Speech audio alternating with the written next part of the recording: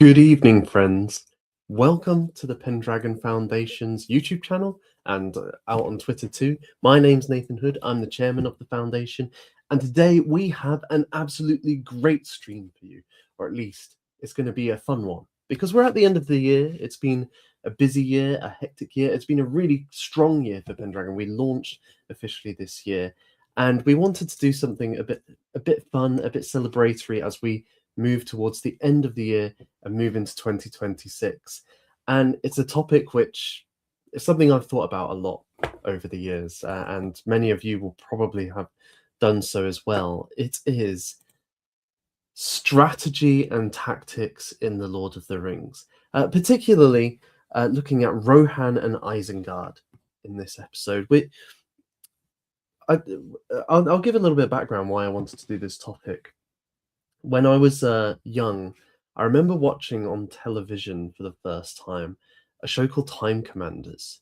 Do any of you remember Time Commanders at all? It was on the BBC, and essentially you had a presenter with two sets of contestants, and each set of contestants was kind of standing up on a balcony, and below them was a giant tactics board, really big, and they would be able to push around with a big stick different units, blocks representing units in a battlefield. And when they did so, when they kind of ordered where a unit should go, somebody on a computer was inputting these commands, and they were then kind of put into the, I think it was the Rome Total War engine or the Medieval 2 Total War engine, and then shown on a big screen. So you could kind of see in real time your commands dictating what was happening in the battle. And so the two contestants would go up against each other, and they would try and do different historical battles, such as the Battle of Hastings. And so, the pitch would be you're acting as if you were Harold Godwin's son. Can you defeat William of Normandy? And if you're the side, you're William of Normandy, can you fulfill what happened in history and defeat the Saxons once again? And they did this with a number of different battles, Agincourt, for example. And so this was really captivating to me as a young boy who read history, particularly the horrible history books, loved going to see castles and medieval fairs and so on, and watching this show, and this idea that you could actually command various armies and simulate what it would be like to be a commander, and perhaps rewrite history, correct history, as it were, make the right tactical decisions in those moments, was really enthralling. A bit older, I got the chance to play various video games. There's many Lord of the Rings games I played. Some of you might remember the PlayStation 2 Towers and Return of the King, where you get to be the heroes and fight through the various battles. But the one that really captured me was Rome Total War and Medieval Total War, whereas watching Time Commanders, you're watching people input, deliver the commands, and people are then inputting them for them. You could input them directly. And this worked on two levels. You could be working on a tactical level in a battle, commanding your troops around the field, real time, and that was very exciting. So you could play the Battle of Hastings, as it were, in real time. But you could also do it on a strategic level, so overseeing an entire campaign and moving your armies around the map, working out where you should go, how you should approach invading another land, another people, and conquering them, and eventually trying to conquer the whole of the map. So being able to do these two things was exhilarating, because you could pretend that you're Attila the Hun or Julius Caesar or Hannibal of Carthage and see the scenarios that they were in and try and make your own decisions, and in some sense relive those moments and see how your mind would have been tested by it, whether you would have succeeded in such a situation. Of course, there are a number of differences, and it's not the same as being in a real campaign with real battles. But for a teenager who loved history, it was absolutely fantastic. And this fed into playing other games, tabletop games. I used to play the Lord of the Rings strategy battle game by Games Workshop. I know a number of you play Warhammer, whether that be the Warhammer Total War or the Warhammer Tabletop and other tabletop games. And again, you get to simulate those experiences where you're commanding an army and seeing, okay, how would I go about this? What tactics would I use to overcome an opponent? Could I have done better than King Theoden did, for example, or Saruman in the War of the Ring, and so on. So this sort of imaginative space is somewhere that I've been for a long time, and so I kind of then wanted to bring this into this channel and maybe assessing a couple of historical or fictional situations and seeing, okay, what were the tactics, what were the strategies, and how could they be improved, or what were the possibilities in these situations. And because we're not quite at New Year's Eve, but because we're nearly there, and I wanted to do something a bit of fun to see us into the new year, I thought, let's do Tolkien, because Tolkien, there's tons of battles, there's great military campaigns run by Sauron and Saruman, there's tactics within battles and choices that are made that determine the history of what happens. And so we can kind of get into it by comparing it with real life historical events as well.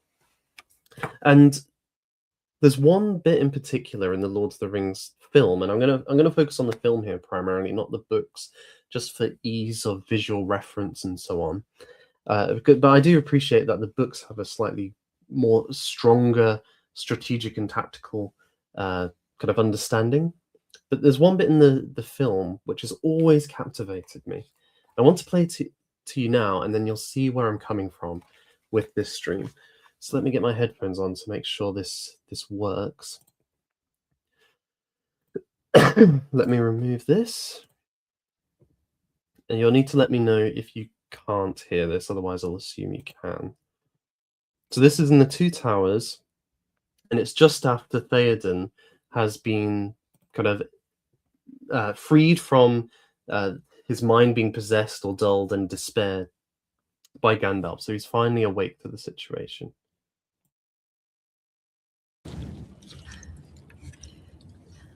They had no warning. They were unarmed. Now the wild men are moving through the Westfold, burning as they go. Rick Cotton Tree.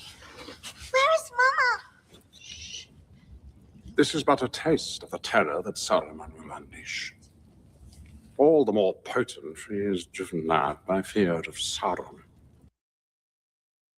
So a word on this. The situation that we've got here is that while Theoden has been under the spell of Grima Wormtongue and Saruman and unable to prepare defenses appropriately, with the fall of his son at the Fords of Isen, the last resistance to Saruman has been broken, and the wild men, the Dundlings, are causing havoc. They're just going from town to town, which is pretty defenseless, and just burning, looting, pillaging. They're like, and this was quite common in medieval warfare for there to be a lot of raiding. Particularly, actually, interesting. I was reading about this the other day, because castles were so strong and difficult to take, difficult to do attack if you didn't have enough resources and a big enough army and time and money and so on. If you can't afford that, well, raiding is much easier, and so often armies would just go into another territory and just raid, and until they could draw out the enemy for maybe a pitched battle. This pleased most of the people involved, especially if there were mercenaries involved, because they got to keep a lot of the loot, and it was absolutely destructive to the opposition. And if they could not resist, they would have to come to terms eventually, because there was a situation that would not be sustainable for them. They would lose the support of their own people if this continued, and it's also loss of the land that they've got, the produce that's produced from it, the taxation, etc. So you can't allow raiding to go on forever. In this case, it's slightly different, because we know that Saruman, he's not fighting a conventional war. Most wars, at least in the medieval period, are really about maybe gaining territory or gaining influence over another power, they're not about the wholesale destruction of the opposition. They're not genocidal typically. This is not the case here. Saruman wants to destroy Rohan. He talks about the end of the world of men, and whether that means absolutely wiping out every last man, woman, and child in Rohan, or doing it to most of it and enslaving the rest, it isn't exactly clear. But we're talking on those terms. It's not going to be... Rohan's not going to exist as a people anymore. And Gandalf himself is worried that Rohan will not survive the ensuing conflict. So this is different from most situations. And so this raiding is more than just... it's more than just your typical raiding in a medieval war where one army's kind of causing trouble in another's territory. This is meant to be part of an extermination of the people of Rohan. Let us get back to it. Ride out and meet him head on. Draw him away from your women and children.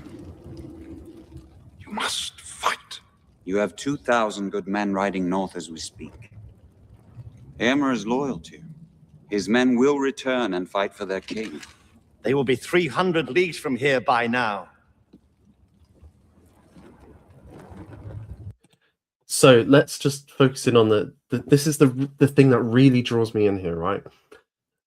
Gandalf and Aragorn are both saying to Theoden, don't hide away, don't plan for a siege, don't go to Helm's Deep, which we'll come to shortly.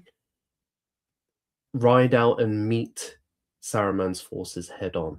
Now this has a particular significance for the Rohirrim, right? Because if I bring up my other slideshow, the Rohirrim are known as horse riders. This is their primary mode of being a warrior. And we see this in later battles at the Pelennor Fields in the Return of the King. When they are arrayed there, they have no infantry, they have no siege weapons or artillery, they are all cavalry. And they have a long tradition of being a cavalry people. The horse is one of their... It's almost like a sacred symbol for them. They have a close bond with horses, and they're known for producing the best horses in Middle-earth.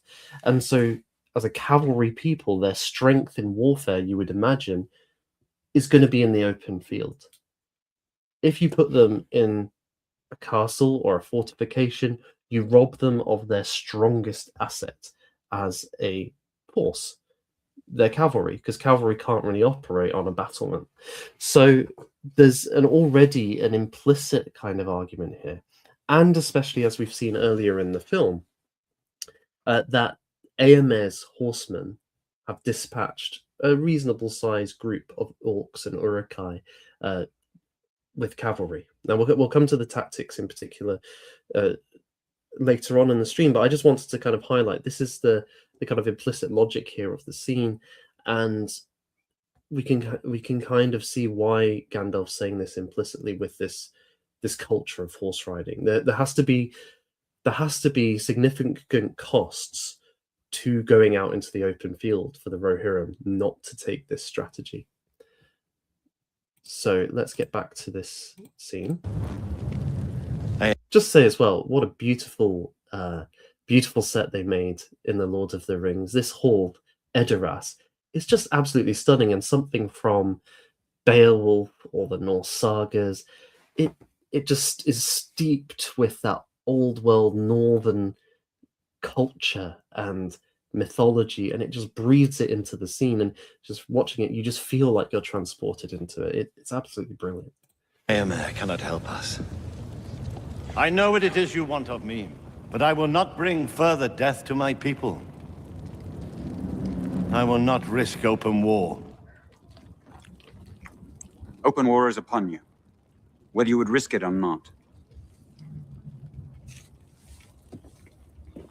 When last I looked, Theoden, not Aragorn, was king of Rohan.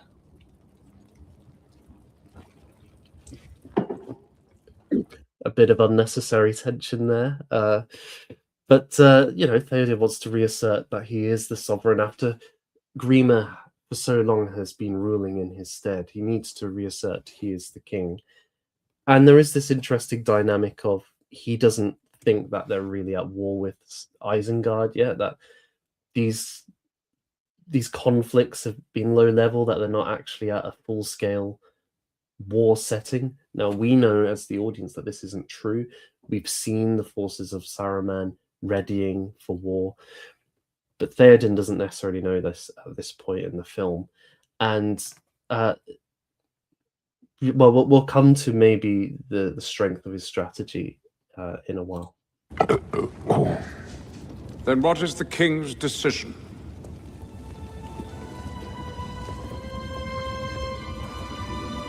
By order of the king, the city must empty. We make for the refuge of Helm's Deep. Do not burden yourself with treasures. Take only what provisions you need. Helm's Deep.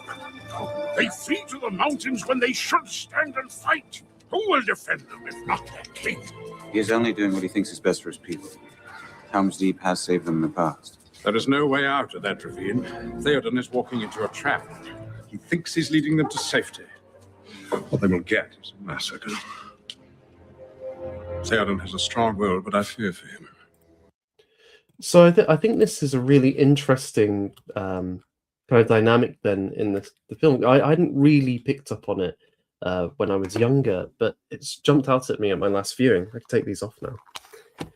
Is that Gandalf and Gimli, and I think Aragorn as well, all really think that they should be fighting in the open field, that they've got a better chance of beating the Uruk-hai not at Helm's Deep, which is somewhat surprising because the film itself, just on an initial viewing, you think, well, the Uruk-hai have this huge, gigantic army. How are these pretty pathetic and not in the full flush of their best force?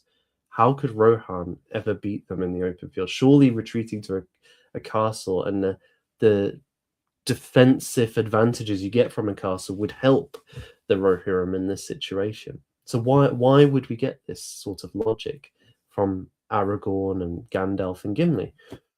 Now, it's never truly spelled out. There's talk about they'll be trapped in Helm's Deep and they'll be massacred because there's no way out.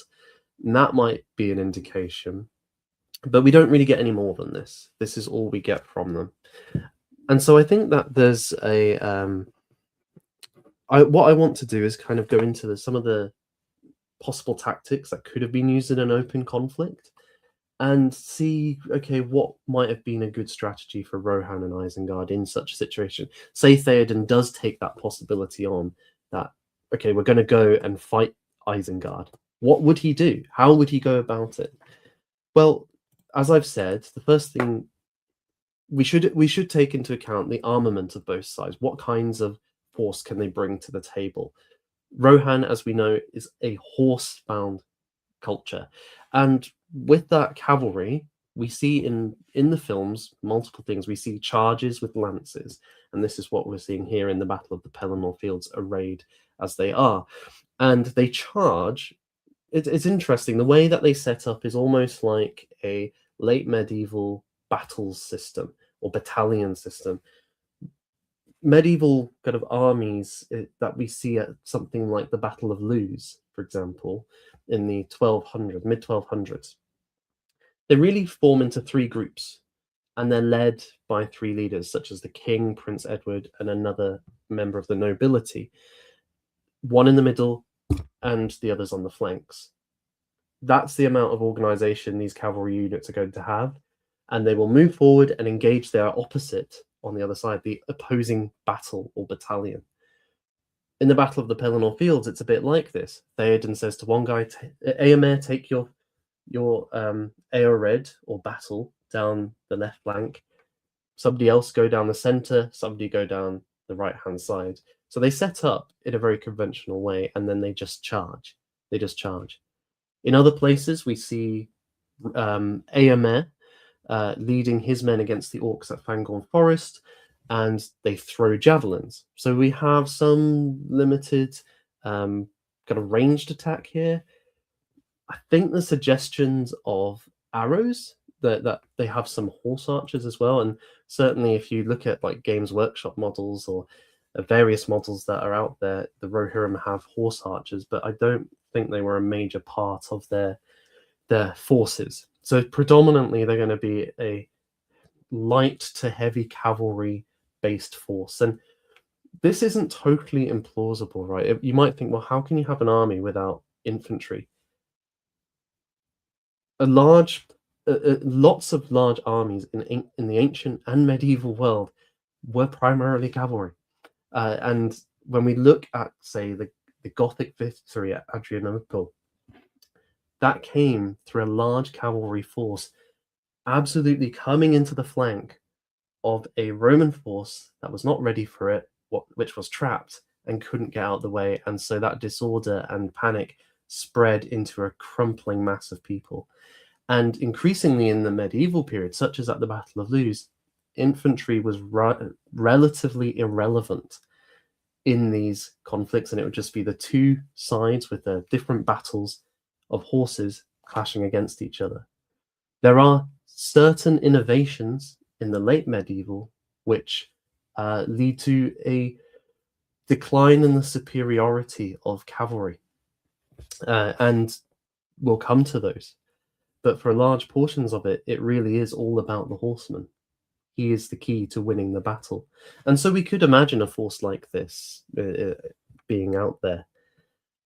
Now, at that point in the film where we see them, they don't have much of that force. They've sent off 2,000 riders with Eomer up north, as Theoden said. And the force with them is pretty small. Nonetheless, within a few days, Gandalf is able to find Eomer and bring him to Helm's Deep by the end of the film. So we could imagine that actually they could rally troops to them if they stayed at Edoras or around Edoras and build that army up, perhaps before the Uruk-hai come. It's difficult to know, but it's a possibility. On the other side, we have the Uruk-hai, and they are 10,000 strong. They're coming from Isengard, and they're equipped with heavy armor. And what we see here is pikes. They're mostly pikemen, although we have a number with. When we actually get to the Battle of Helm's Deep, their pikes seem, they do that scene where they bang the pipes up and down, and then they discard them because they're no good on walls. They need swords and shields. So they have swords and shields, pikes.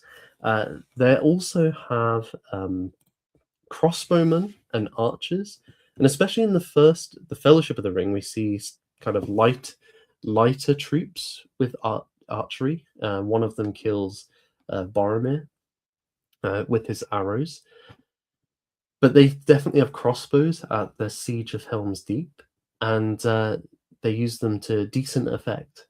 Now, there doesn't seem to be loads of these guys, loads of archery, but they have a solid amount. So they're primarily an infantry force, mostly pikemen / swordsmen, with a smattering of ranged attack thrown in there. Very heavily armored, and remember the quality of these troops as well. So these are highly trained, aggressive, wholly bent on destruction Uruk-hai. They are, unlike the Rohirrim, who some of them are warriors, but many of them, as we see at Helm's Deep, are boys and old men, farmers, etc. They're not really the type of people used to combat, and whereas these creatures are born for combat. The Uruk-hai also have a small cavalry. This is the Warg Riders. The Warg Riders are sent ahead of them to try and intercept the Rohirrim before they reach Helm's Deep, and are defeated by Theoden's household. That implies to me they don't have lots of Warg Riders. There doesn't seem to be a lot of them. They're about equal with Theoden's group, so they're not really a substantial force. They're not like the thousands of horsemen out there with Eomer. They are effective, and especially with the fact that the steed, the warg, is itself a weapon, and perhaps even more dangerous than the orc on top of it. So they're an interesting group, but they would very much be a small part of this 10,000 strong army. So how would these two sides line up? Well, I think perhaps a good model to think about would be, from the Isengard point of view, the Battle of Crecy, which we can see here, the Battle of Crecy, as and this is from a book by a guy called Charles Oman. Oman was a supremely influential historian in the 19th and early 20th century. He was president of the Royal Historical Society. He had a professorship at Oxford, and he really pioneered medieval military studies and scholarship. And in his book, The Art of War in the Middle Ages, he tracks the changes in the development of medieval warfare and the different weapons and tactics and strategies that were employed at different points. And in chapter 6, he goes on to one of the key innovations of the period, which was the longbow. The longbow, which was incorporated into the English army by Edward I once Wales had been conquered. And it really revolutionized how the English approached warfare, because up until that point, as I've been indicating, it was mainly this cavalry conflict, and both sides would send their cavalry in against each other, and through the stramash, one side would win. Now we have different types of troop being employed and working together to produce a tactical superiority over a predominantly cavalry force. Crecy is the example of this, and I want to read what he writes here, because I think it conveys an example from history which would be which could be employed by the Uruk-hai against the Rohirrim. So Oman writes, the scientific method of receiving a charge of horsemen by archers flanked with supporting troops was first practiced by Edward III at Crecy. When he determined to fight, he chose an excellent position on the gentle slope of a hill, whose flanks were protected by woods and a little brook, which also ran along the front of the line. Following the immemorial usage of the Middle Ages, the army was drawn up in 3 battles. This is what I was telling you about earlier. One commanded by the Prince of Wales. This is the Black Edward. The second, the Earl of Northampton, and the third by the king himself. So this is Edward III. In the front battle, on which the greater part of the fighting was to fall, 2,000 archers were flanked by 2 bodies of 800 dismounted men-at-arms. So you can see that in this depiction, at the top of the map, the letter B is next to these long lines, and that is the archers, the English archers, and A represents the men-at-arms. Now, men-at-arms were the knights, but they had dismounted and been told to plant their lances into the, use their lances like pikes. So they're effectively working as pikemen or spearmen while heavily armored. So it's quite an interesting use of a knight. We think of them mainly as cavalry, but here we have dismounted cavalry. The second line, so that's behind the front, was formed in a similar order, while between the two were ranged 1,000 Welsh and Cornish light infantry armed with javelins and long knives. The reserve of 2,000 archers and 700 mounted men occupied the summit of the hill. So they're on a nice location. Their flanks are guarded both by the terrain and by these hardcore infantry. They're on a slope, so the enemy are going to be coming up towards them. They've got the high ground. They're in the best possible position they can be. Nothing could be more characteristic of the indiscipline of the French army than the fact that it forced on the battle of a day sooner than its leader had intended. On observing the English position, Philip and his marshals had determined to defer the conflict till the next morning, as the troops had been marching since daybreak.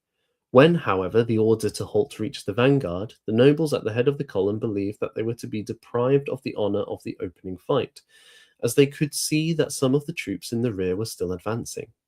They therefore pushed on, and, as the main body persisted in following them, the whole army arrived so close to the English position that a battle became unavoidable. The circumstances of that day have often been described. It is unnecessary to detail the mishap of the unfortunate Genoese crossbowman, who were shot down in scores while going through the cumbrous process of winding up their arbalests. So that's them here, these black lines next to the letter A. They are the Genoese crossbowmen, and they were using a piece of equipment that takes a long time to load. I think an English longbowman could fire off 6 arrows in a minute, let's say, whereas they could only do 2 or 3. So it takes a long time, and if you're under heavy fire from above, you're going to be wiped out. The fruitless charges of the cavalry against the front of the line of archers led to endless slaughter, till the ground was heaped with the bodies of men and horses, and further attempts to advance became impossible. Only on the flanks was the charge pressed home, but when the Counts of Flanders and Algernon came on the compact masses of dismounted cavalry who covered the wings of the archery, their progress was at an end. They fell before the line of lances, which they were unable to break, and fared no better than their comrades in the centre.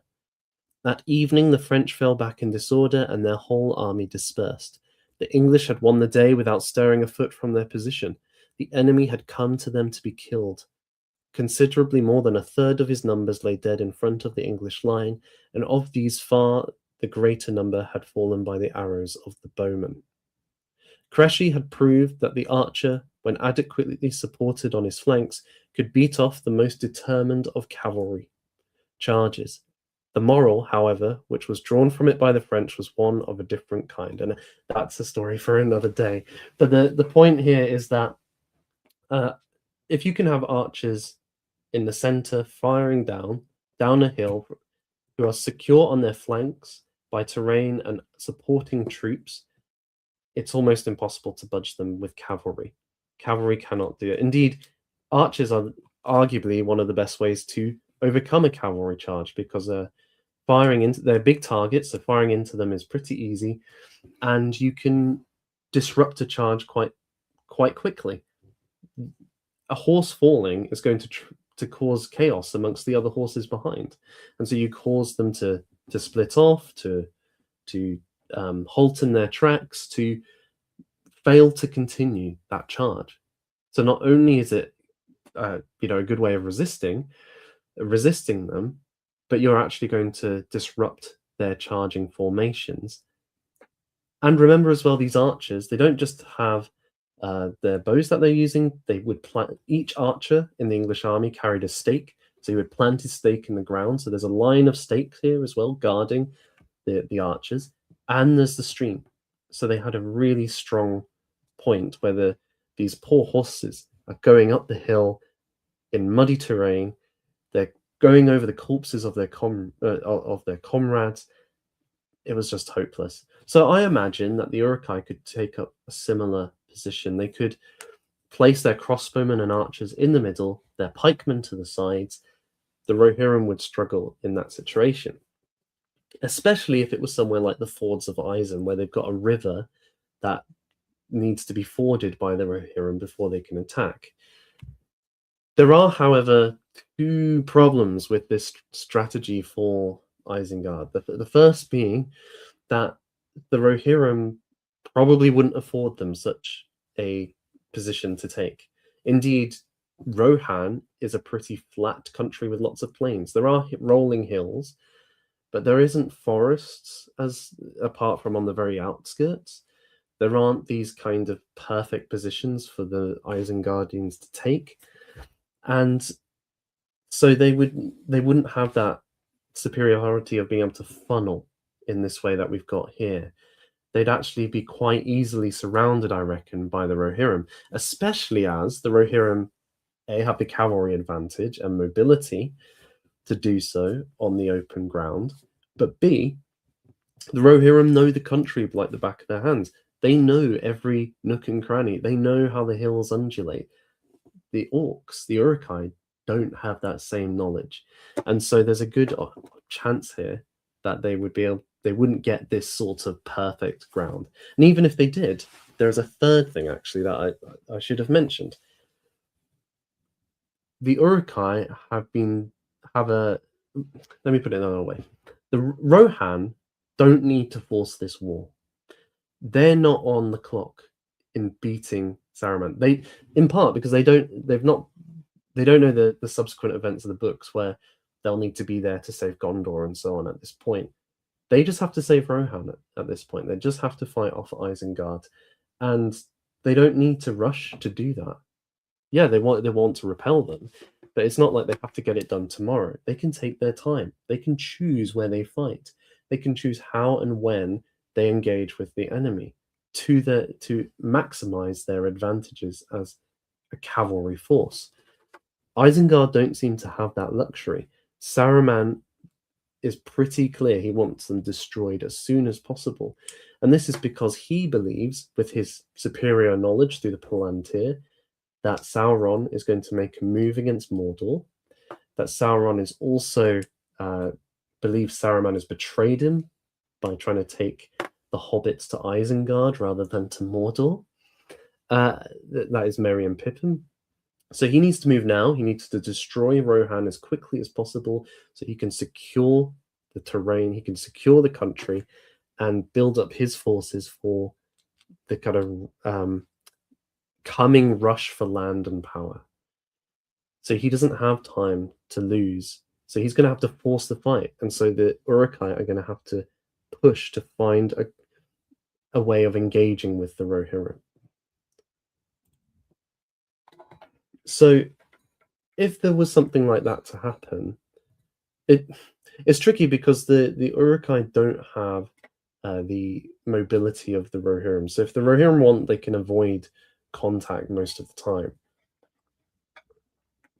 The exception would be if the Uruk-hai get close to maybe, say, the women and children and the elderly and those who can't fight, and that they are, say, dwelling back at Edoras. If the Uruk-hai come towards Edoras, they're going to force a fight in that situation.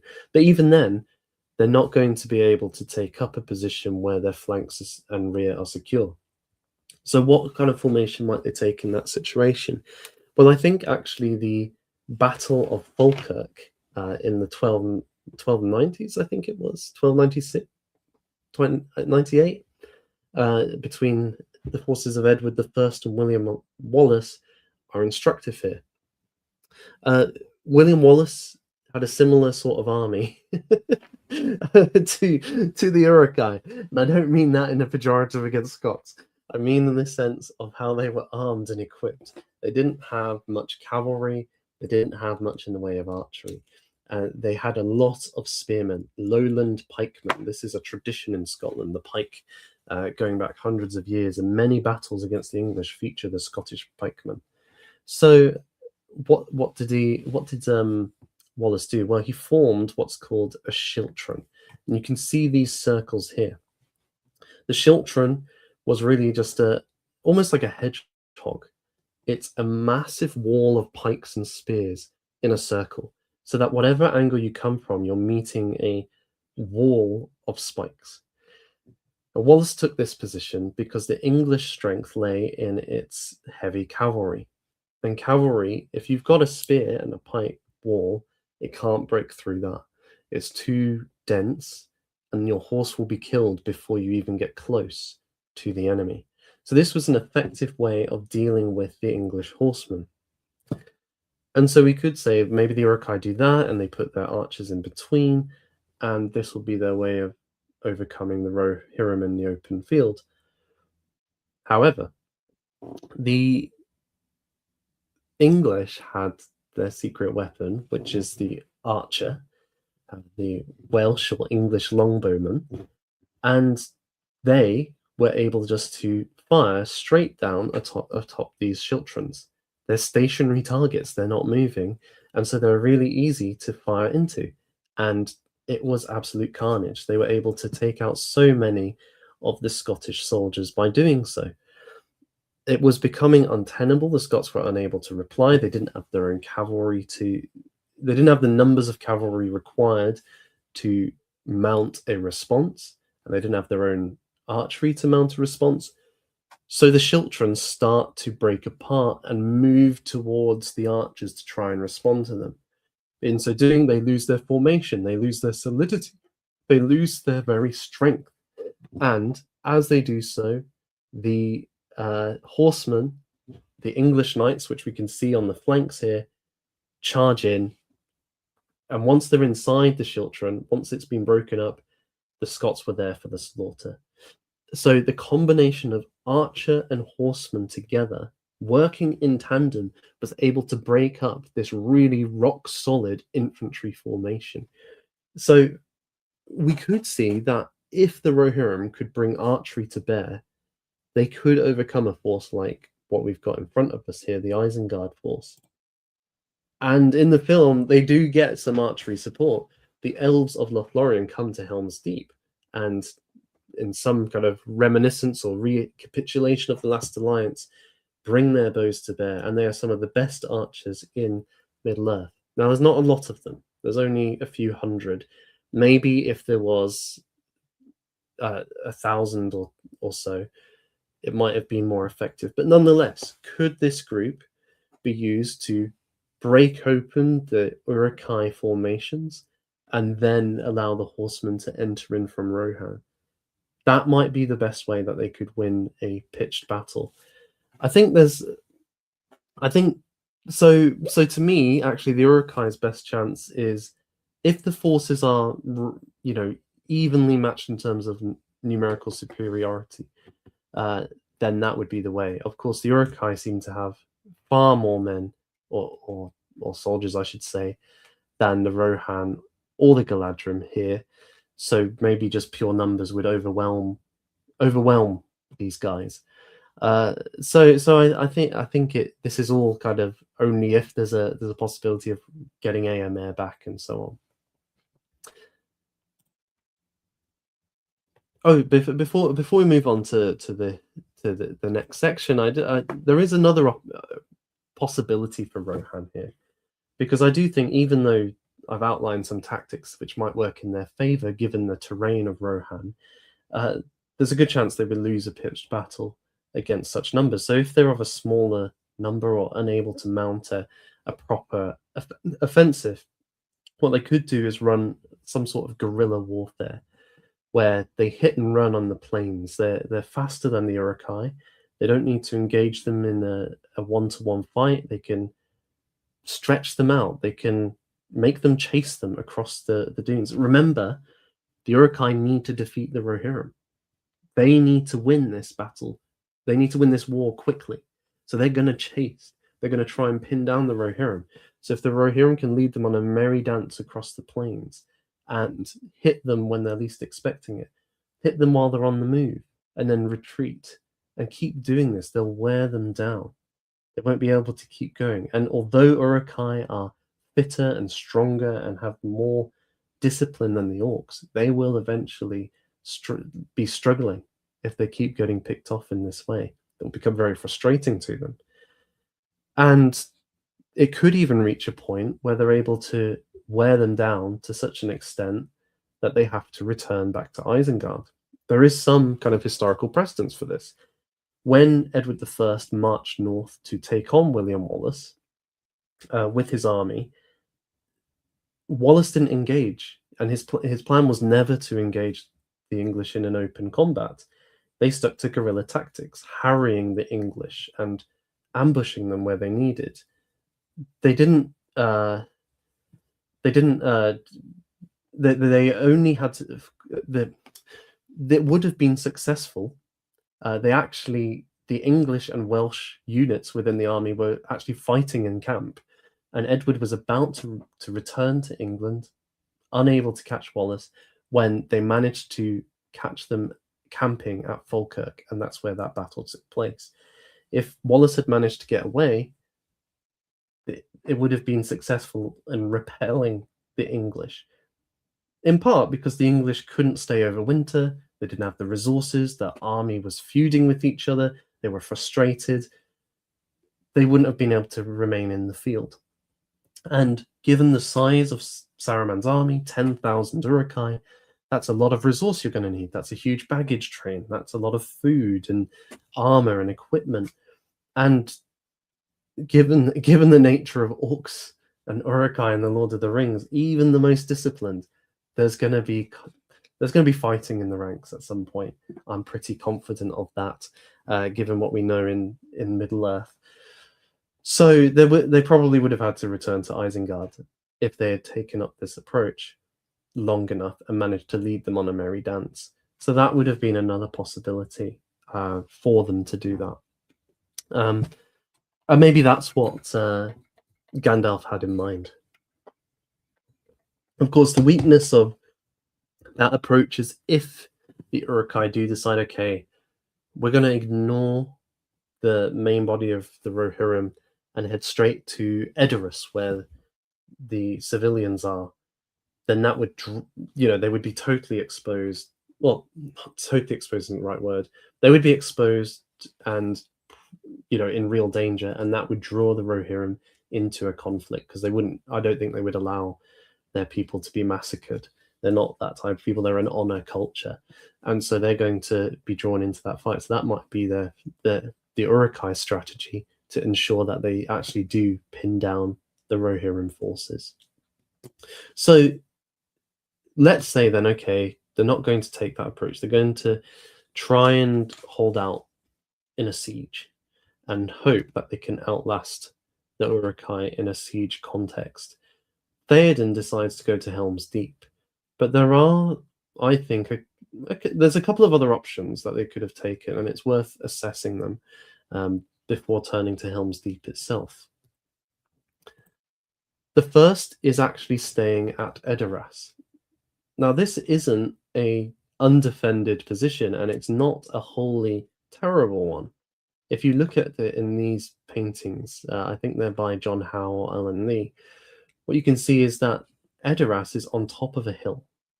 It's on the perfect location for a fortification. Indeed, it could be like a Motte and Bailey castle, or indeed many more developed castles are on top of hills because they're hard places to assault. You have to climb up while people are throwing stuff down on top of you, and getting siege equipment up there is going to be more difficult. Indeed, some of the hill here might even be quite sheer, and really the only access may well be through the gates.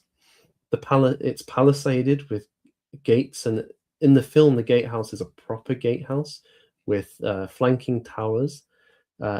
It's got many levels, and you could implement more kind of gateways throughout it. They could have developed more palisades and so on within the stockades within the town to produce many levels of having to ascend through. And indeed, up to the top, we could have another kind of gatehouse at the top leading into the Great Hall if they had time for preparations. They could also put in further preparations outside of Edoras. So would there have been time to dig a ditch in front of the gateway? Maybe putting like spikes out there and stakes and so on, making it harder to get close to the gateway. That's all possible things which wouldn't have taken, but it would take all the men and women working together, but it's possible that they could actually implement some of these minor additions in the run-up to the battle, especially as Edoras is further away from Isengard than is Helm's Deep. The primary weakness of this place is firstly that it's wooden. The defenses are wooden, so they could be burnt down quite easily. And secondly, it's there's no real place to separate the civilians and the warriors. You could put them up in the hall, but it's not. They're too close, really. They're going to be in harm's way. Thirdly, the force that they're up against is 10,000 strong, and so even if this is relatively decent defensive structure that could be used for useful against, say, the wild men raiding the towns, the wild men aren't going to try and get in here. It's going to be quite difficult for them. For a serious force with battering rams and what seem to be ballista and ladders, this isn't a major challenge in the same way. It would be a challenge, though, that these walls will be defended, and just like a stone wall, they can be used. It's just the fact that they're weaker. They're weaker to fire. They're weaker to force, and they cover. They're not as high. which is another factor. And so I can see why they moved away from here. But as I say, it's not a wholly indefensible place. I think it's stronger than it's made out in the film. And if you added in multiple levels or layers of defense, it could be quite strong. But there is a place close to Edoras, which I think, the more I think about it, I think it's the strongest place in the whole of Rohan that really Theoden should have taken everybody to in the films. And it is Dun Harrow. Dun Harrow is in the Return of the King, where they muster the Rohirrim. And this is actually a drawing by Tolkien of the top of Dun Harrow, which you can't really see it on this how it's shown here. But on the left-hand side, there's a kind of winding path up to the top where there is this area leading into the mountains. Now, the mountains are... the Rohirrim are scared of them. They know there's some dark, twisted creatures, the dead of Dun Harrow, who live in there, and nobody who goes in those paths returns. So they're not going to go in there. But you do have on here a plateau, a leveled plateau, which is only accessible by one very narrow path. And it's really high up. I'll see if I can find the actual video of it, because I think it's... I think that will demonstrate why I'm suggesting here quite effectively. Here we go. Let's see if this...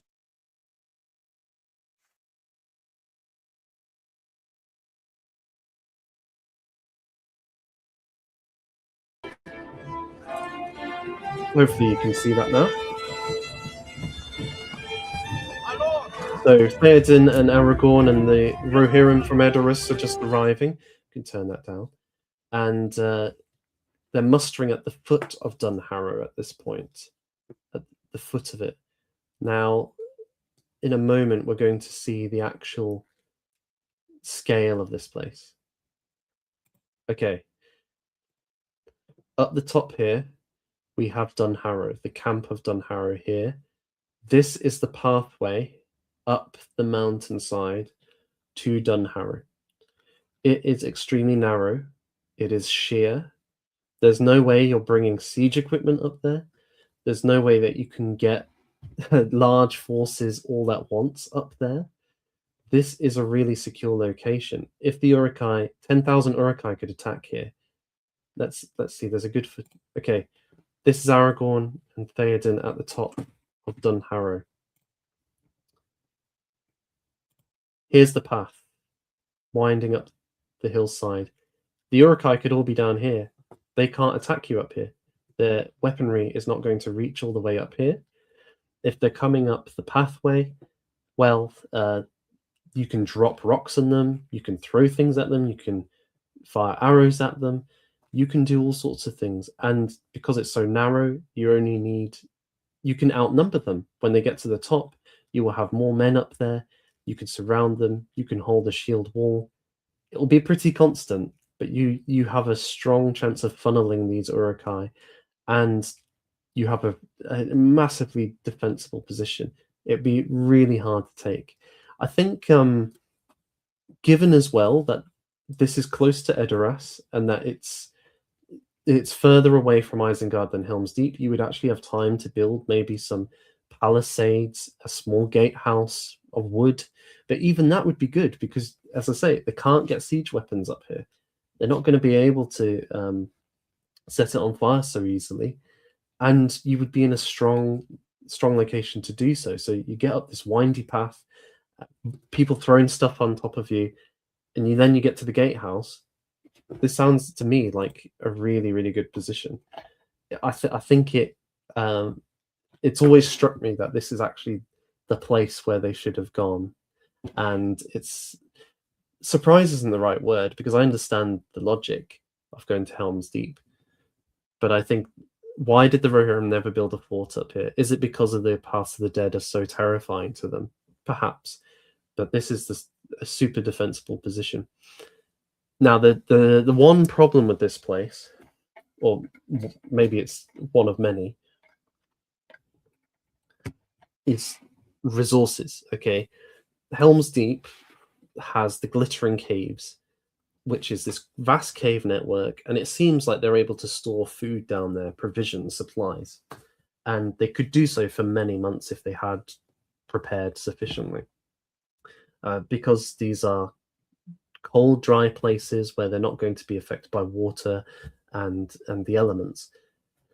As far as I know, Dunharrow doesn't have any of these things. So you get to the top, it's just grass. So you'd have to bring your food with you, and they don't have a lot of time to collect food and store it. So if they're expecting a prolonged siege, this could end really badly up here, because they're going to starve to death. Whereas Helm's Deep, they seem like they could have provisions to last for a while. So that might explain why they don't come here. On that level of thinking through how long can we survive in a place, where can our resources be. Now we could think, well, if they built a fort on the top here, they could store those resources, but that would require planning predating the scenario that Theoden faces. So I understand why they could not do it here, but I kind of wish they had, because if they built that fort, it would have been magnificent to see them on top of here defending it against the Uruk-hai, and they would have been in a much stronger position in some ways. Now, before I get to Helm's Deep itself, I want to just remind everybody that I will read comments towards the end. So if you have any thoughts about what I've said so far, any suggestions for other places they could have gone, or any further comments on this sort of topic, get them in, and I will have a look at the end at the comments in the chat. I'm also going to say a little bit about what's in store for Pendragon in 2026. Just a brief mention once we get through this. So, Helm's Deep. Now, I must say, I'm gonna be quite clear here. I wanted to say it earlier, was that you often see people tearing apart the Peter Jackson films for their tactics and the military strategy that's employed in them, and saying it's ridiculous, it's not practical, it's not historical, and it feels a bit mean-spirited to me, because really these sieges and battles are some of the best cinema I've ever seen, and many people have seen. They're so inspiring, they evoke in us so many emotions, and they're just visual spectacles, and they're brilliant storytelling. And they're not designed to replicate a historical siege in every single aspect of its accuracy.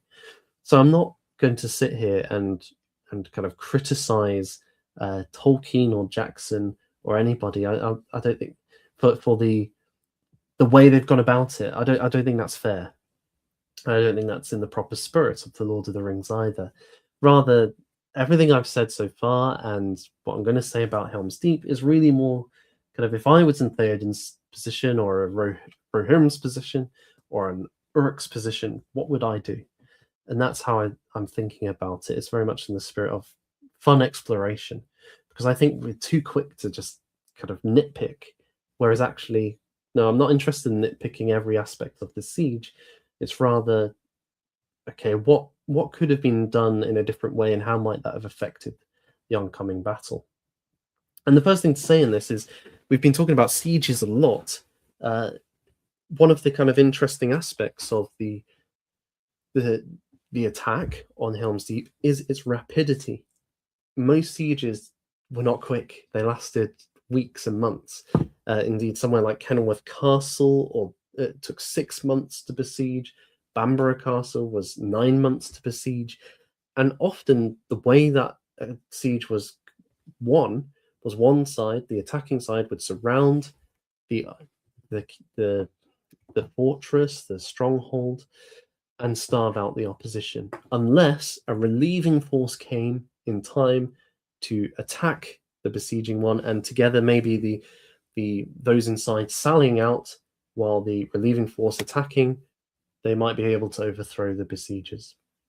And it's one of those two options is going to be the main way that a siege is won, because castles and fortresses are really hard to take. They're difficult places to attack. They're designed to frustrate and be a real challenge for people to conquer. It's not like in the movies, like The Lord of the Rings, where people can just get over the walls pretty easily. No, you've got people throwing stuff on top of you, rocks, boiling water, spears, javelins. There's arrows flying at you. Like, just think how difficult that is. Even for somebody really fit, somebody used to a military context. At the end of the day, we're not superhumans. We're all human. And even the greatest of us is going to struggle in such a context, because there's only so much you can do. There's only so much strength you have. And so most sieges result in a starvation or a relief. And so in a way, that's what Theoden is kind of planning with going to Helm's Deep. He thinks, we'll sit up tight here, we'll hold out, and hopefully either the Uruk-hai army will have to go away because they'll run out of resources and they'll need to return to Isengard, and by that time maybe our forces can build again. Perhaps it's, he's thinking kind of conventionally. He's not really recognizing he's dealing with Uruk-hai. He's thinking, okay, the men who are besieging us will have to go home for the winter or when they run out of food. It's not really the way the Uruk-hai are. And he's thinking the Uruk-hai might just try and starve us out. They're not going to be able to come over this fortress, so they're going to try and starve us out. The kind of further point here, I should say as well, there's this silly thing in the film where Aragorn's like, send out riders for help, my lord. And Theoden says, no, there's no point because nobody's going to come. I'm just going to pretend that like, okay, that happens in the film, but if I was there, you're not just sending out riders at that point, you're sending the riders out when you're leaving Edoras to call for aid if you can, sending them to get Éomer and other Rohirrim to come to Helm's Deep to help you, sending them to Gondor, sending them to Rivendell, perhaps. Now, you might not think that they're going to be answered, but you still try. You still try. It seems a very strange thing for Theoden to say, and kind of out of character. But that to me would be an obvious point that you would do, because, as I say, the whole strategy of a siege is often either you're hoping your opponent runs out of resources, or a relieving army is going to help you. So you're banking on that, because you're stuck behind these walls and your food's running out. He doesn't kind of recognize the fact, and there's no reason to, that the Uruk-hai have to strike now. And so rather than them trying to starve out the Rohirrim, which would be a very simple way to win this siege, they launch an attack almost immediately. I will add as well, there's one further point here. The longer a siege goes on, the more likely either side is going to come to terms, precisely because of what I've just said. If your food's running out, and that counts for both sides, if your men are getting discontented, if disease is starting to spread, etc., you're more likely to come to terms, and the terms are going to be more favorable. So it's in both sides' interests to try and have a longer siege to a certain extent, because they're more likely to get the terms that they want to some degree. So I think it's you might think, oh well, Theoden might think he can do this. The problem he's got is the Uruk-hai are not like your normal attacker. As I've said earlier in the stream, the Uruk-hai want to destroy Rohan. They want to kill their men, women, and children and leave nothing left but destruction. They are vengeful, malicious, and spiteful. They're not here to get a surrender from Rohan.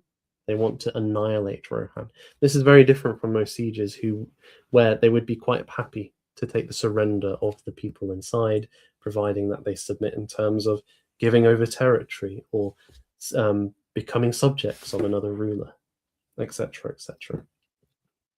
So he doesn't have that option on the table, whereas he might be playing for that in another context, maybe against the Wildmen, let's say. Or if Gondor, for whatever reason, was attacking them. So he has to mount a defense of Helm's Deep almost immediately. And let's see if we can... Yes, we've got a good little battle map here of Helm's Deep. So we can see that its structure is made up... It's a kind of an interesting structure because it's into the mountainside. It doesn't have walls all the way around it like a lot of castles do, but it doesn't need to because the mountain acts as its walls at the rear.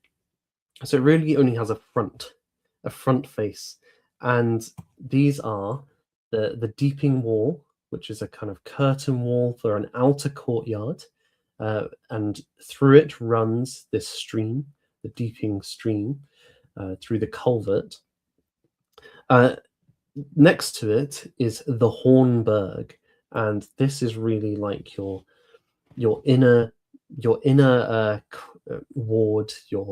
Your keep is inside it, but it's interesting because it's got a kind of concentric design. You can see here that up the ramp through the main gate, you have an outer wall and an inner wall. And so this is actually like a concentric castle. Concentric doesn't necessarily mean perfect concentricity, just that one wall encloses another. And so these are the two areas with the main hall behind. And the caves are further to the back, down towards the deeping stream. To my mind, there are some improvements that could be made to this castle to make it more defensible. And I'm not talking about overturning everything that you've got here. That's not necessary. I think that there's I think there's improvements to the already existing design that could be made to this. And the first one is I want to emphasize that there are a couple of gateways in this, or arches that could be turned into gateways. This is... Let me come back to that. You can see here. So this is a gateway that is linking the outer area to the inner area. It's just next to the Berg. You can kind of see that black mass there, up the stairs to the Berg. But you'll see that there is no gate here. Now, to me, this is an obvious starting point. Let's make another gate. Let's put another set of doors on this archway. That means if somebody gets through the main gateway, they have another gate to get through, and you can keep attacking them. You can keep pelting them with stones, loosing arrows at them, etc., etc. And it's always struck me that in the film, when they get through the main gateway of the Hornburg, there's like almost no time at all, and they're in the inner courtyard. There's just the defense immediately collapses when the gateway collapses. Whereas actually, if you have multiple gateways, you are able to keep the resistance up and make it incredibly difficult for the attacker to get in. So I would most definitely... You can see it here. Actually, this is a even better version of the angle. You can see that once you're through this gateway, there's no gate here. Let's put a gate in here. I would even argue you can put more defenses in here, so you could have more barriers, maybe another gateway as such, or something like it, along this corridor. And this would, again, slow down the advance of the enemy. Within this gatehouse, we only have one gate. If it was possible, and again, these are things which maybe with more time they could have done, let's get a portcullis in there behind the gate. It doesn't have to be metal, it could be a wooden one, but you put a wooden latticed portcullis. Again, really hard to move. You're going to force the Uruk-hai to use their battering ram or set fire to it while you're attacking them from the sides, from above. You can have some machicolations in the gatehouse, dropping through murder holes various objects on top of them. Or if they're trying to set fire to the portcullis or the gate, you can pour water on it to put it out. So there's ways we could improve these gatehouses just to slow down the attackers and give you more time to defend your inner areas. And this would also mean that you lose less men, because if you're, okay, say this gatehouse falls, well, if there's another gate here, you actually have time to get people into the inner courtyard if the attackers are slowed down. So this would be one way that we could do it. I would also add that there should be, I don't think this version has it actually, but in the film there's a stairway that leads from the is it here, leads up into the back onto the battlements, or into the Hornburg. Let's put another gatehouse here if we're able to. And it, again, because the Rohirrim didn't build Helm's Deep, or the Hornburg as it's properly called, they it was the Gondorians, it was the Númenóreans, so it's people who are more advanced in their technology. So even if you can't do that, can you build a wooden structure in this place? Could you build a brattice on top of a wooden on a stone battlement where you can fire down on? These are possibilities that are not really explored. And I think even if you put something here, some kind of mechanism where you can shut off this area from here, this, sorry, you're not able to see my mouse. I mean, from the deeping wall, the stairs, if you put one at the bottom of those stairs, let's have something here, a barbican, where that tower is, leading up to another gateway into the outer area, then gateways in the inner area. You've given yourself time. You've given yourself time, and more Uruk-hai are going to have to die to get through these areas. As it is, once you get through one defense, you're almost, the way this is set up, it's not that difficult to get into the heart of this complex, and that's why it falls so easily. Another addition that could be made here. So you can see here that the ramp that goes over the Deeping Stream is pretty high up, and it is decently narrow. And it's a struggle for the Uruk-hai. They're getting arrows are coming at them from the Hornburg, from the keep, into their sides, and so it's a reasonably effective defensive mechanism. But I think it could be bolstered even more, and this might go back to the original design.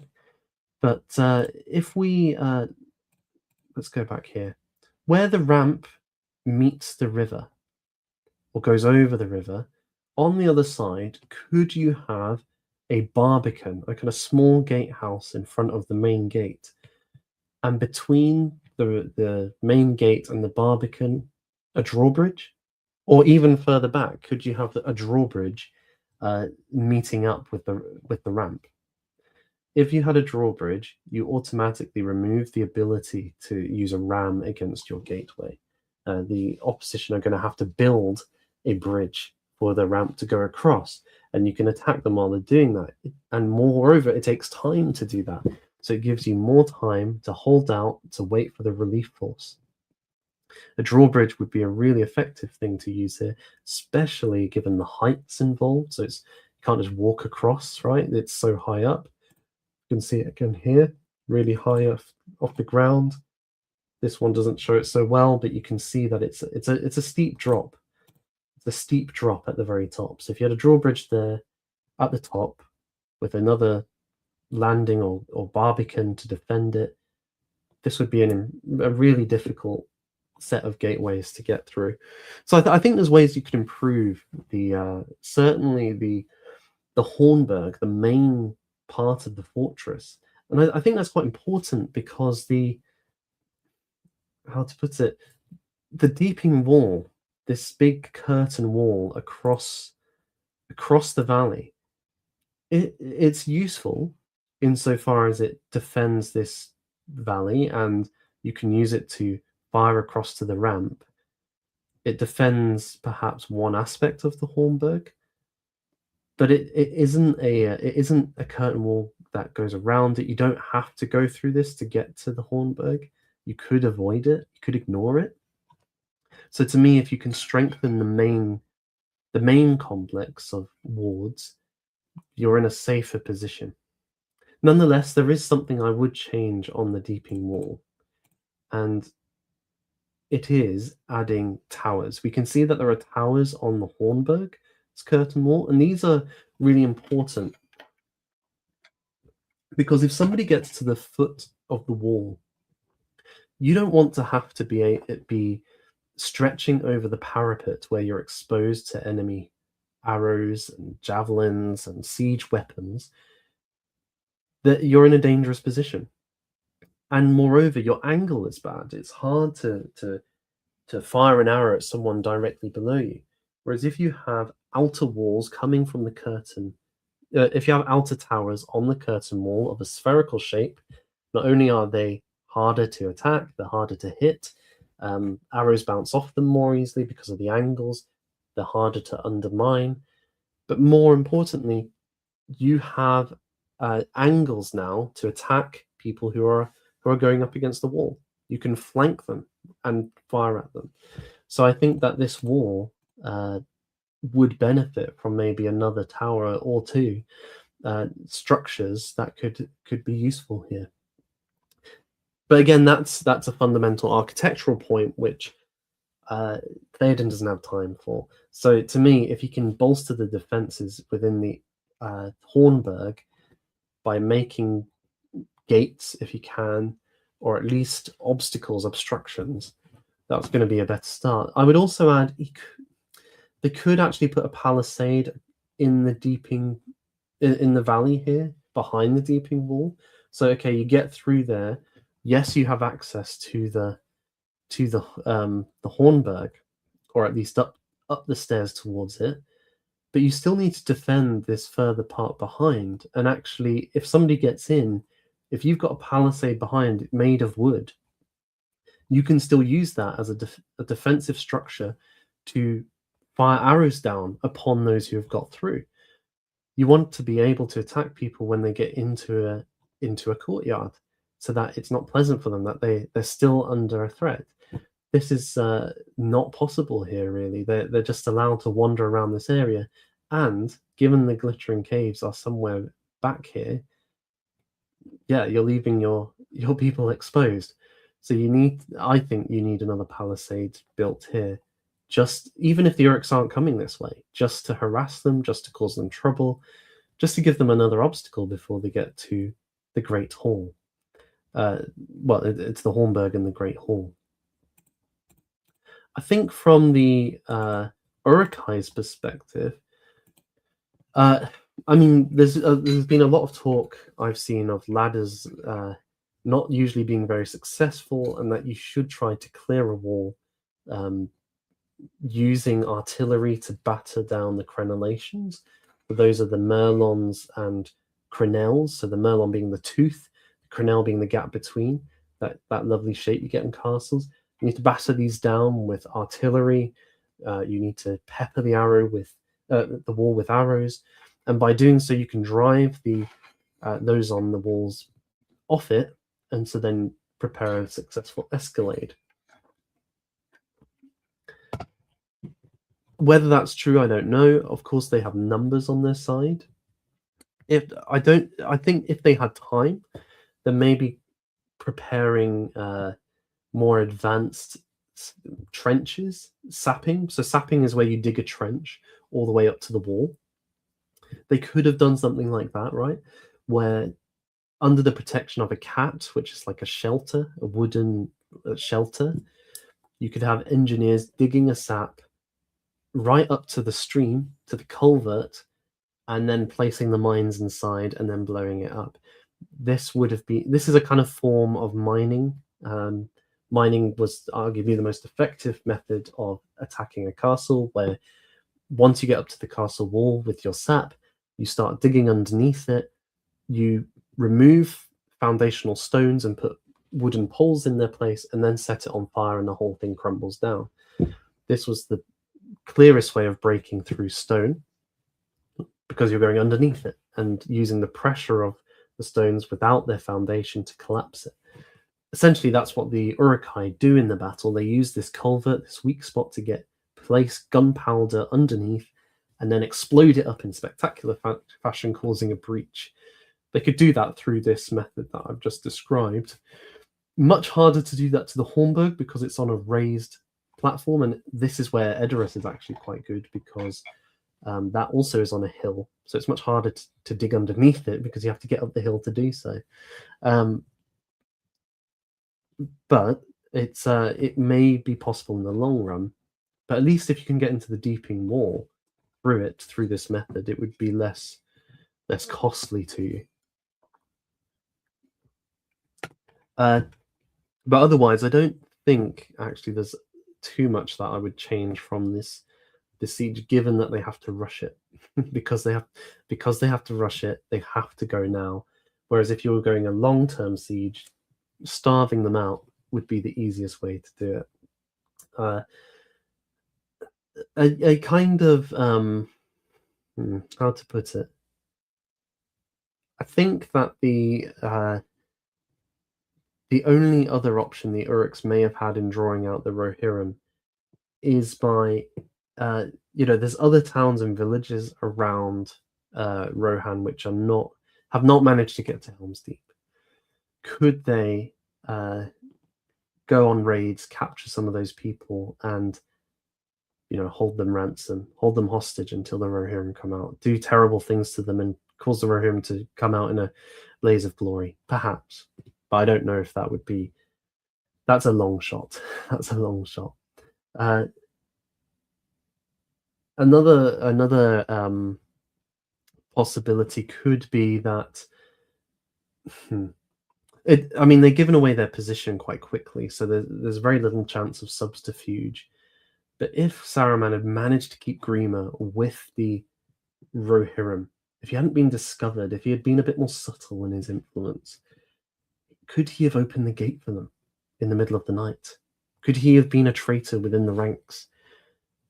If they had that on their side, and that's happened in many times in the past.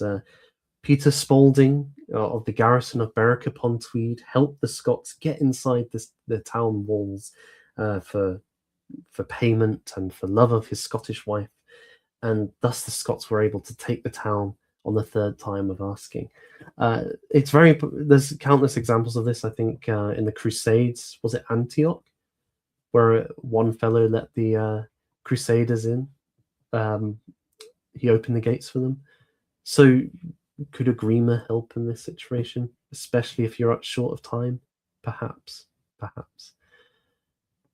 So that is a kind of overview of the strategy and tactics of Isengard and Rohan in the Two Towers and in the Lord of the Rings. And I think it raises interesting points about the nature of medieval warfare particularly, and how different kinds of armies and peoples have different strengths and weaknesses that you can put against each other.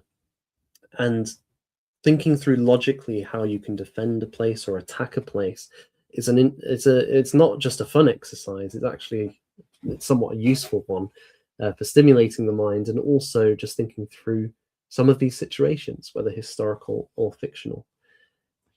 So I'm just going to spend a few minutes now going. That's the end of that. So I'm going to spend a few minutes now just giving you a wee kind of update about what's going to happen in 2026 with Pendragon. But in the meantime, if you have any comments about the kind of strategy and tactics of the Rohirrim or the Uruk-hai in the Lord of the Rings that you want me to engage with, post them in the chat now, and I'll get to them afterwards. There should be a chat function, especially on YouTube. We're going live on the Pendragon Foundation channel, the Nathan Hood channel, and also the X. I don't know if on X you can post or not. It's not always clear to me, but yes. So hopefully you'll be able to get your comments through on one of these three platforms. I've never streamed on 3 before. It's a new thing for me, trying out new things, and that's really what Pendragon. A lot of what we're trying to do is we're not just trying to restore castles. We want to see them integrated into community life once again, and so we're doing something which is not just well, preserving a castle is a magnificent achievement. But we think the best way to do that is by taking innovative approaches to restoration and to making them functional today. And when I say functional, that sounds a bit scary to some people, and rightly so. I think because it makes it sound like, oh, you're going to rob it of some of its magic? Are you going to take away some of its historical grandeur by turning it into something which is pragmatic and or out of keeping with the building? And that's definitely not what we're about. We really believe in elevating these things. And indeed, there's Historic England, who oversee most of the, I guess, the upkeep of many castles in England. They have a really helpful rubric for thinking about the significance of a castle or a historic building. One is its historical significance. So maybe it was tied to a certain important event or person, or perhaps the building illustrates a historical culture or form of architecture. It exemplifies it. So maybe somewhere like Warwick Castle, which has a lot of live action history, that is illustrating not only through its architecture, but what happens there, how medieval society operated, what the people were like, and what jousting was like, or tournaments, and so on. So it's not just associated with the past, it's illustrating the past, both in its building form and its function. It could have aesthetic significance. So maybe the architecture is particularly beautiful and within its setting. So its setting being its environment. Maybe that's a beautiful environment that it sits within. These are maybe the two main ones. A third one might be archaeology. So you could have an archaeological significance if there are certain items that could be found there, maybe connected to a certain person or people. And so archaeological digs might need to be done before you do any further work on the place. And then that significance can be worked out. Beyond that, there are a kind of two more, really. One is the social significance of the place. And this could be a variety of things. So if it was a church, it would have a religious significance, right? That people come and worship there. It might have a commemorative significance. So people associate it with a particular battle which they commemorate every year. So I know up in this part of the world, the Battle of Flodden is commemorated every year, which was a bloody battle between England and Scotland in the 1500s. You could also have a more community-based significance to that place.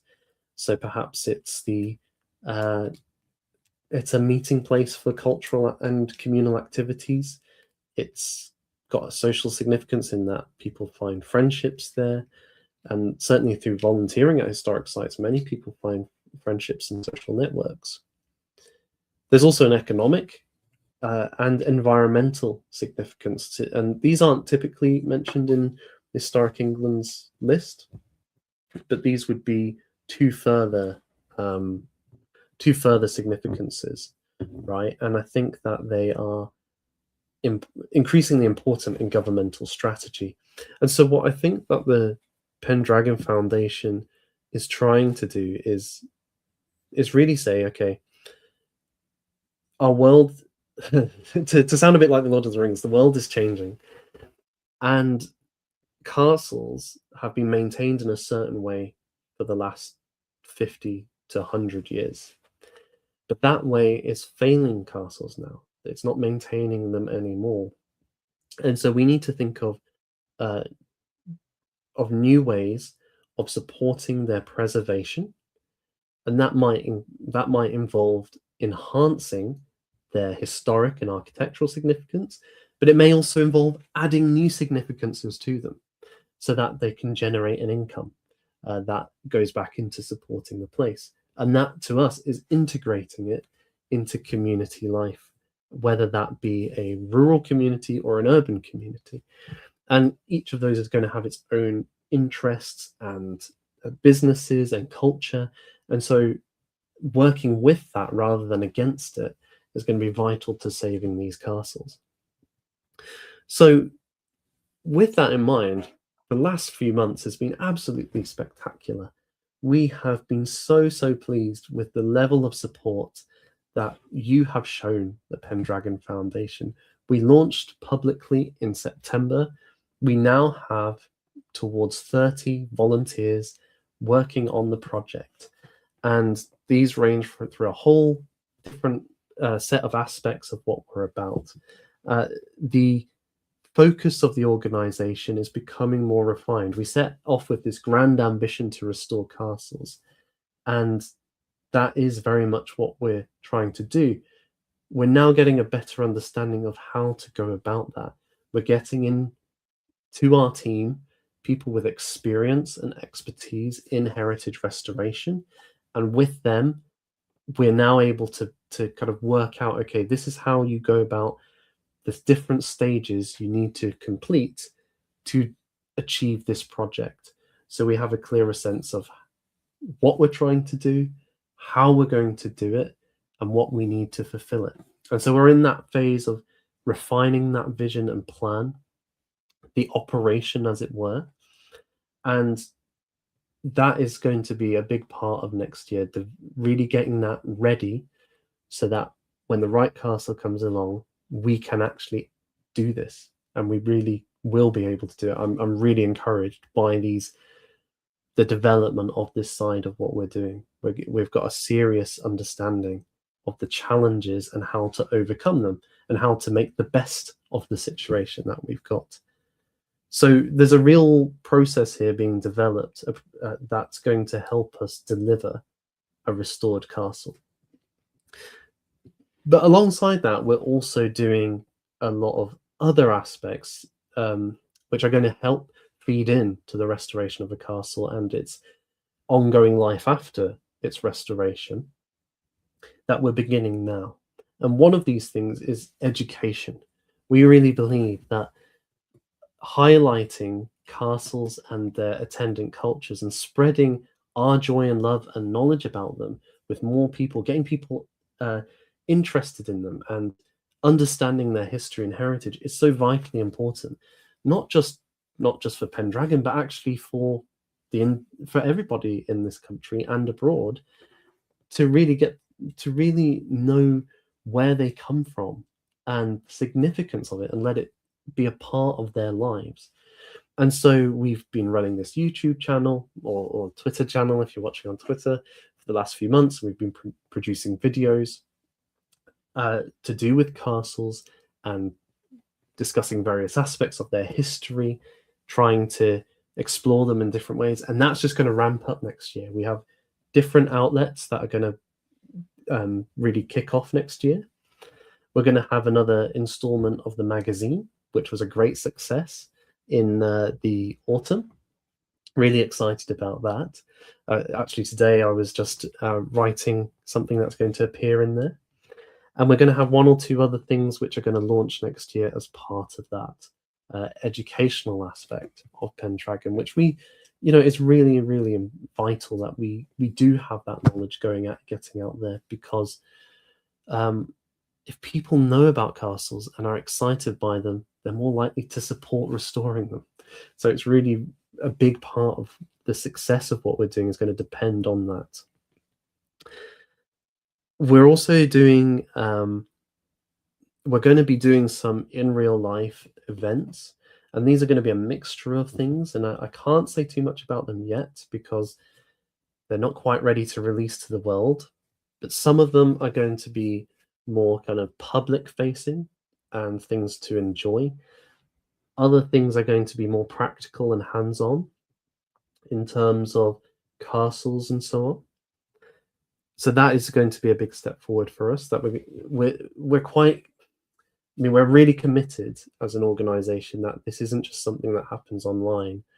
That actually we need to be doing in real life stuff and helping castles, even if it's going to be a while till we own one of our own to restore.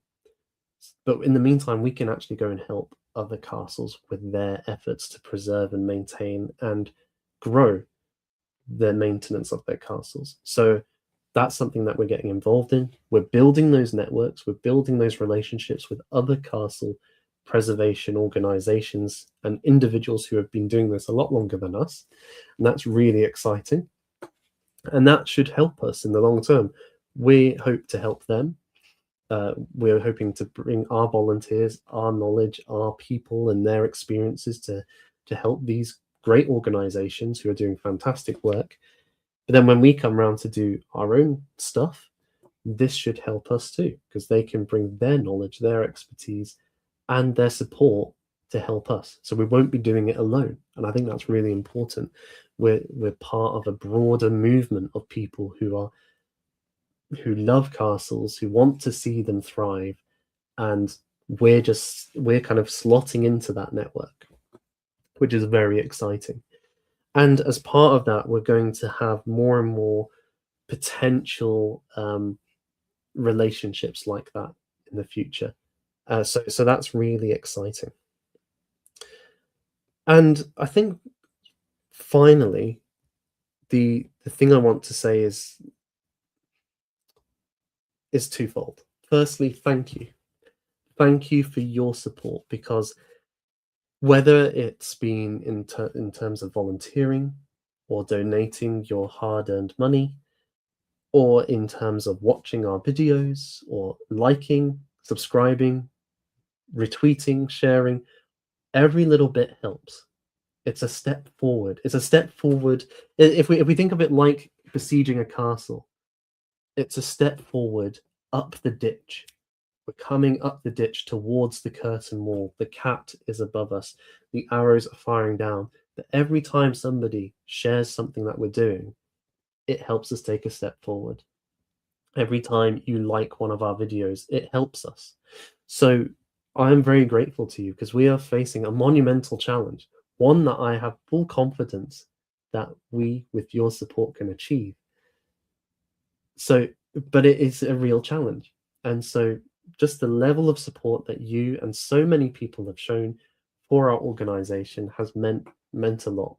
So I would, not just in terms of the practical results, but also just for the morale of the volunteers and the people who are running this, to know that we're not alone, and actually many of you believe in what we're trying to do. So I want to say thank you to you. Thank you for your support. And secondly, if there is, moving into 2026, if you think that there's something that you would like to do for Pendragon, if you feel this is a moment where you can contribute time and energy to supporting our efforts, whether you live in this country or elsewhere, we would welcome your support, and we would welcome you as part of our team. And I would just ask you, email pendragonvolunteering@gmail.com and have a conversation with our team. They'll chat to you about your interests, your experience, your expertise, your knowledge, and work out where you might best fit within our organization and our efforts to restore castles. So let's have a quick look at what people have said in this video, in the chat, I mean. And first, I just want to thank Byron Brand Stepwise for 10 euros. Have a blessed new year. Thank you, sir. That's very, very kind of you, and I really appreciate it. I think that's on my own channel, but I will forward that 10 euros to the Pendragon Foundation. So thank you, sir. We've had quite a number of posts today. So Rong Tao Wu 7210. Nathan Hood, are there cases of castles that function mainly as an industrial complex the way that Isengard or an early Roman fabricates did? I don't know for certain the answer to that question. I think, a number of castles. So if we go back to here, this area here behind the Deeping Wall, in most castles, the wards would have buildings within them, and there would be a lot of industrial buildings, various like blacksmiths, woodworkers, weapon makers, etc. So this area would have been a kind of industrial area, really. And this is true of a lot of castles, the outer wards, having these sorts of equipment within them, these shops, workshops, and so on. So whether or not they're primarily that, I don't know. I've not come across that, because typically they're the seat of a lord or a royal residence, right? So they're really for the nobility to control the territory around the castle or some strategic point and act as a place they can retreat to and defend themselves if they're under attack. So I've not come across that. But I'm interested to have a look and find out. And yes, thank you for your question and a happy new year to you yourself. And let's go back to here. Good to see so many good friends in the chat. Sino Lit, who is also a member of Pendragon. Hello, sir. Hope you are doing well. Good evening. Edward III launched from Portchester Castle to land in France for the campaign that ended in the Battle of Crécy. I did not know that, and I'm going to have to read up on Portchester Castle now. Thank you so much, friend. Good to see that. Ragplay is a good friend of the channel. Very big on knowing the lore of Lord of the Rings. He writes, the Rohirrim would need to reform their cavalry into a unit of dragoons, mounted archers that dismount to harass and hop back on their horses to take flight. That's if they were doing this harassing campaign and ambushing them. And I think, yeah, that would be right. It's not something that they've got a lot of, but they do seem to have some mounted archers. So they might be able to do this and pull this off. And I think, you know, given the circumstances, they probably would need to learn that pretty quickly. Because horse archers are very effective against infantry, especially on the move, that we're talking about with the Uruk-hai. They would be on the move. So if you've got them getting peppered constantly with arrows, then you're going to get somewhere. So yeah, so they would need to do that. As to Dunharrow, there would need to be a water source up there for them to hold out. Absolutely, that's perhaps even more important than the stores. There's no well at the top. They're gonna die of thirst. So there needs to be something there. North Huga, hello, sir. Hope you're doing well. The Uruks would be exhausted after the long, unsteady climb. Agree, that's the strategic strength of Dunharrow, that it is a choke point, high elevation, really hard to climb up, something that's going to be difficult to take. But as Ragplays has suggested, if there's not water, if there's not food, it's not going to work. So yeah, maybe my plan is not so great after all. I like it though. I think there's something to it. Thank you very much, and Richard Phillips, just thank you for your message. Thanks for tuning in. Well, it doesn't seem that there's any more questions. We'll give it a minute or so in case there is. But I just want to wish you all a very happy new year, wherever you are. For us in the UK, it's tomorrow in about 24 hours or so. I'm really looking forward to 2026. I think for Pendragon, it's going to be a really exciting year with lots going on and real steps forward in achieving our ambitions. I think as well that for many folks, 2025 has been a rather hard and depressing year, and so I'm hopeful that going into 2026 there is new light and a chance to recuperate and sally forth once more. And yes, I wish that to you and your families. Well, thank you very much, friends, and thank you for tuning in. Please leave your comments below. I do read them all, and I look forward to catching up with you in 2026. God bless you all. Bye for now. Goodbye.